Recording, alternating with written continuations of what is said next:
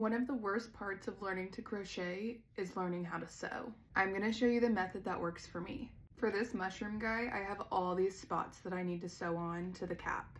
The first thing I did is marked where I want each spot with a pin.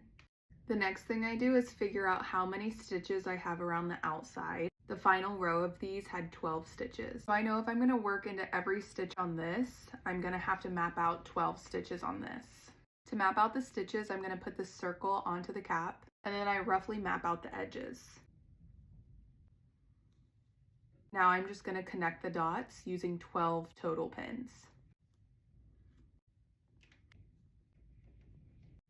Now I have a pin for every single stitch on my piece. I'm going to take the tail from the magic ring and put it through the center. Then I'm going to use the long tail and sew into every single one of the marked stitches, removing the pins as I go. It might be too much work for some people, but for me it helps me know I'm going to have a secure stitch every time. Once I've sewn through every stitch, I meet up the tails and tie a knot, cut the excess, and tuck them in. Once I'm done, I'm left with fully attached pieces that I know aren't going to fall off.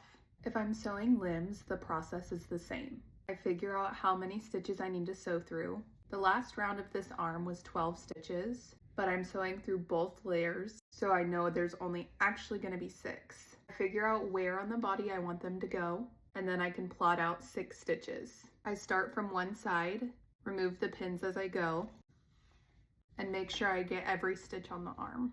Once the arms are on, I meet the tails up, tie a knot, cut the excess, and hide the tails. I hope this helped.